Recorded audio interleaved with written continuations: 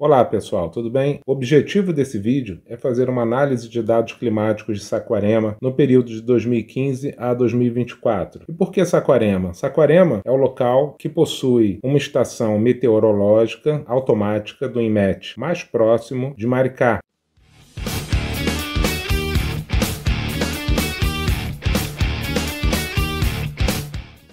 Portanto, o que você verá agora é um apanhado de dados retirados de planilhas do INMET, que é o Instituto Nacional de Meteorologia. Esses dados são públicos, porém, todos os resultados que vocês verão daqui em diante são frutos da análise de software chamado R. Esse é um software bastante potente e que ajudou na produção desse material. Aqui começo com uma série temporal de 2015 a 2024. Esse slide se dedica a mostrar a distribuição das temperaturas máximas diárias. Isso significa que o programa R coletou os dados de planilhas do INMET, da estação automática. Essas estações automáticas registram temperaturas de hora em hora e, dentro de um período de 24 horas, foi selecionado um dado de valor máximo. Esse dado de valor máximo faz parte de uma distribuição de dados. Então, nós temos os gráficos de box plot distribuídos por ano, a começar por 2015, chegando até 2024. O que se pode notar a princípio, observando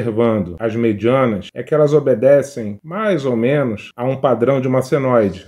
Outra característica importante é a subida de temperatura a partir do ano de 2021, que essa é uma leve subida, porém, exatamente nesse período é possível notar uma maior frequência da presença de outliers,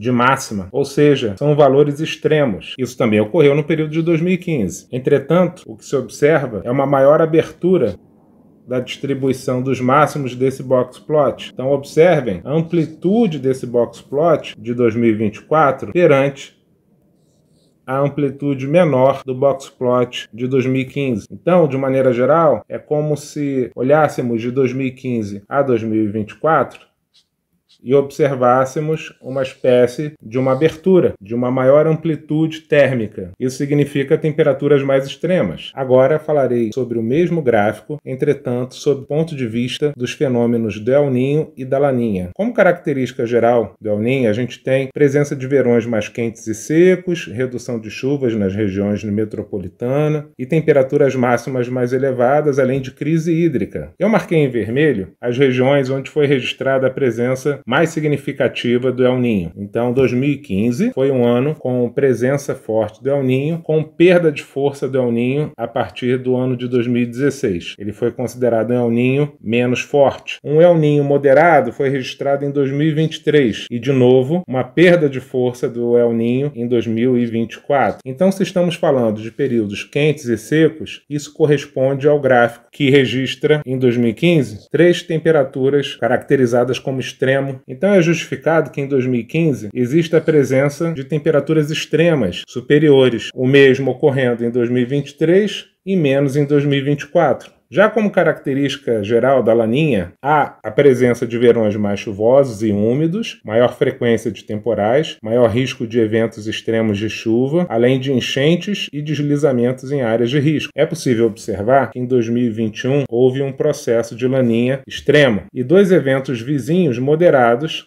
tanto em 2020 quanto em 2022. Observe que a mediana de 2021 marca a temperatura de 22 graus, talvez justamente por ter maior frequência de chuvas, enquanto que as temperaturas vizinhas marcam 24 de mediana e 23. Em 2018, há um registro de um processo de Laninha mais fraco. É possível observar que no ano de 2018 há uma amplitude menor, por exemplo, comparada com o ano de 2024. Não há uma relação entre a diminuição de mobilidade devido às restrições da Covid com o padrão de temperatura. O que pode ser observado é que o período em que foi marcado principalmente pelos anos de 2020 e 2021, houve um decréscimo da mediana de 24 graus Celsius para 22 graus Celsius. Talvez em 2021, por justamente essa distribuição de dados serem mais compactas tenha causado a presença desses outliers aqui, justamente porque eles se destacam muito em relação à distribuição do nosso box plot. Podemos ter duas considerações diferentes. Uma delas é que, durante as restrições da Covid, pode haver uma possibilidade de relação com a distribuição de temperatura e é observado um decréscimo de todo o gráfico de box plot de maneira uniforme, se olharmos em relação aos limites superior e inferior. Entretanto, se nós levarmos em consideração o box plot com os outliers, é possível observar uma abertura dos valores extremos. Como falei, não há uma relação provada científica que relacione as restrições da Covid com a diminuição da temperatura em relação à mediana. Porém, é um fato que pode ser observado. Esse gráfico mostra a presença de precipitação de chuva forte ou extrema, que é registrada ou considerada quando há 50 milímetros de água ou mais. Então, os pontos em vermelho mostram esses momentos. É interessante notar que, durante a influência da Laninha, há uma concentração maior desses eventos extremos de chuva, principalmente no início do ano de 2022, indo até o início do ano de 2023.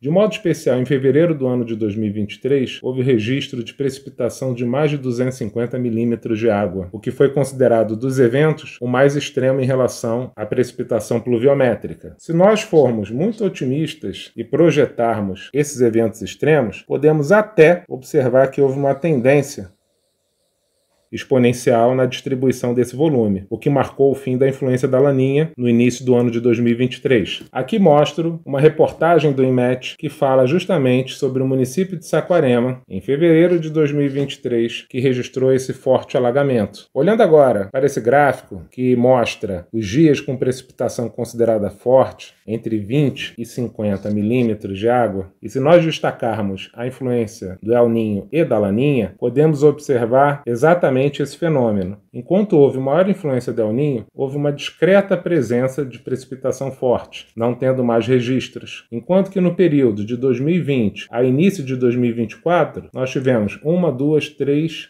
4, 5, 6, 7 registros de precipitação forte, o que é característico da Laninha. Esse gráfico de barras mostra o número de dias do ano em que foi registrado algum tipo de precipitação. Observe novamente que em 2015 houve um número reduzido de dias com precipitação, lembrando que esse período era fortemente influenciado pelo El Niño, enquanto que 2021, 2022 e 2023, período fortemente influenciado pela Laninha, temos um número muito maior de dias de chuva, independente da sua intensidade. Mesmo olhando pelos valores menores, temos praticamente o dobro do número de dias de chuva, por exemplo, de 2021 em relação a 2015. Observe novamente como, em 2015, houve um volume em milímetros significativamente mais baixo, por exemplo, que em 2023, que foi simplesmente em torno de 600% a mais em termos de volume. Observe também a tendência da diminuição do efeito do El Niño com o passar do tempo entre 2015 e 2018, o que causou o aumento de volume. Esse volume permaneceu praticamente inalterado entre os anos de 2018 e 2022, com um súbito aumento em 2023